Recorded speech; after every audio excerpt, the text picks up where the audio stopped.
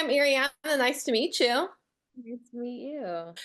So, how did you go about researching and preparing for this role? So all of us had 2 weeks of medical boot camp before we started filming, which was really so helpful for all of us just to start to get into the world and kind of immerse ourselves in it. And we have doctors and nurses on set with us every day that we're filming. And when we were doing boot camp, they were teaching us how to suture, how to intubate, how to do all of these different procedures, but also mainly it just kind of gave us the language and kind of the direction of like now that time made me realize like I didn't realize as I was saying certain words I'd start to say them of like reading off stats or reading off what things said, and I'd be like, oh wait, where am I looking for that? Like where would I be reading that? And then like the medical boot camp showed me like, oh yeah, you're looking at the monitor for this, and this you're seeing on the ultrasound, and so it just kind of helped orient us in the space, which was really helpful. And we always have nurses who are playing nurses on the show, but are real life nurses that are in the trauma scenes with us, and they help us so much. Like we wouldn't be able to get through the trauma scenes as quickly as we do if we didn't have them. Yeah. Why do you think Dr. Santos has such a guard up? I guess is a nice way of saying Yeah. it. No, she can definitely be very aggressive and a little mean.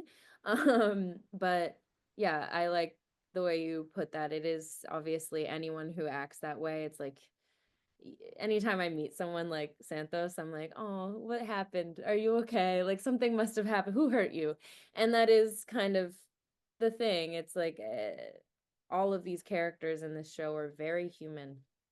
And throughout the episode, because obviously it's 15 hours in one day, so you're not going to get everyone's backstory up front, but you're going to see certain things, like little morsels of information revealed over time, and you see that wall start to break down, and um, those vulnerabilities start to come out. And I think it's the most interesting when it's coming out in a situation like that where you're at work. Like you want to keep yourself together and professional, but like life happens, and that's kind of the most vulnerable you can be is when your life is coming through in a professional setting.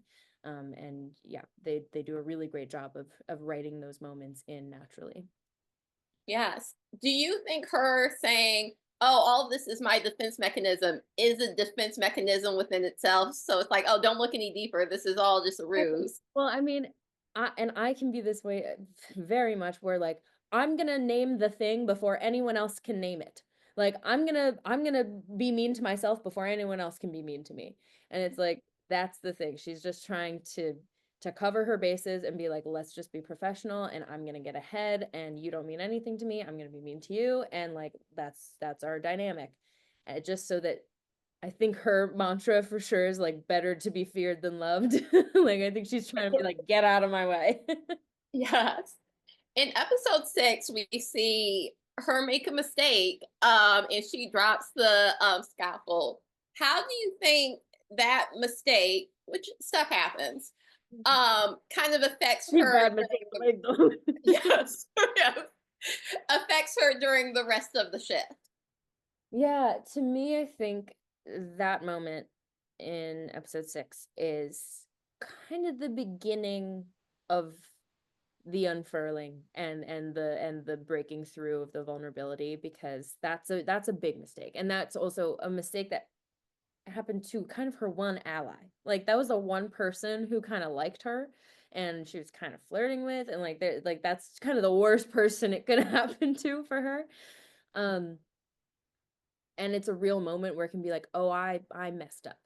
And anything like that happening for any character is going to be a big like character growth moment, but I think it really does kind of begin um showing the cracks in Santos's facade, and you start to get a little deeper from that moment on, because also you're getting into, after that you're going into 7, 8, 9 hours in the ED, like you're getting tired too, like you just it's been a long day and it keeps on getting longer. It's 15 episodes. So it's like it doesn't let up. And the I think just the progression of the day, and with how tired and how the patients just keep on coming, like no matter what, that's going to break anyone down. And it does. I mean, we've talked to actual ED doctors and nurses, and they're like, yeah, this stuff is no joke. Like it's tiring, and it can break you down. And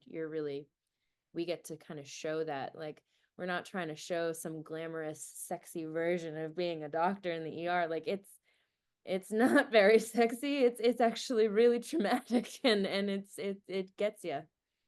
Yeah, there's like no make-out sections in the No, no, no, break no. room or anything like that. Why do you think Dr. Santos and Dr. Langdon seem to have the most tension? And not sexual tension at all. It's just that she will go over his head the most and he won't listen to her the most. Why do you think there's so much tension there?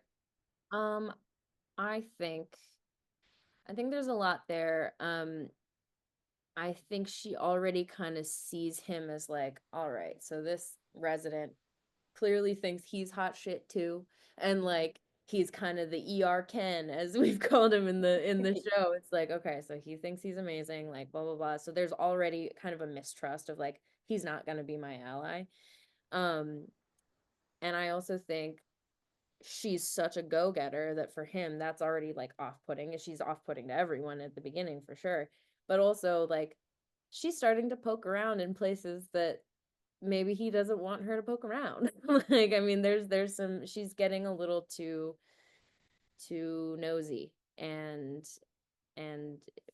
we will find out that it's not like, that's not unwarranted, but it is still like she's very much kind of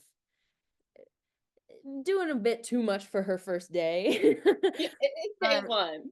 but it ends up being correct. And so like, there's a lot there. I think that's what made me really excited about their kind of clashing. Is I think in a lot of doctor shows it would normally be like, whoa, there's sexual tension, but it's like, no, no, no. This is not cute. This is like, oh, they don't like each other and this is gonna explode somehow. And I really liked that storyline for us. Yeah, especially with the vial. I'm curious, like, what's up with that? You can't tell me yet, but I'm Yeah, like, yeah, yeah. But you'll see. I mean, yeah, there's a lot going on. She's doing too much. yeah. Do you think she's like, oh no, Dr. Javardi, I do want to be friends with you? Do you think she actually wants to be friends with her, or do you really think she just wants that letter recommendation? I think she sees everyone as a way to get ahead in the beginning. I think we talked a lot about character, but all of our characters' backstories in the beginning with John Wells and Scott Gemmell, and we had talked about, for me, like she is an ex-athlete, and in our heads, like we don't address it in the show, but like we just kind of laid out full backstories so that we as the actors can kind of go into every scene knowing who we are. And for me, like they said, like we were thinking maybe a gymnast, and I was like, I love that. Like that really makes sense for the type of competitiveness that she's bringing into it, because there's a lot of just natural athletic competitiveness in gymnastics, but also like, we see our gymnasts as like, oh, these girls, they're so close, but then also there's a lot of them who are pit against each other, and there's the mind games of trying to get ahead and like be the star, be the one, and when in its most toxic form. And I think that's been an interesting kind of lens to view it through, that she kind of took her competitiveness from gymnastics into medicine and is using that to get ahead and be like, okay, no one here is my friend. I'm just going to like do what I can to get out of my way and keep going forward and look out for me. And clearly it's because of a vulnerability that, she doesn't want people to know, but it comes out anyway.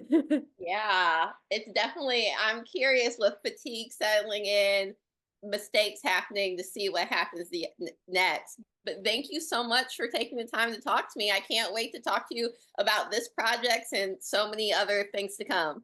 Thank you so much. Have a great No one. problem. Talk to you soon. Thanks. Bye.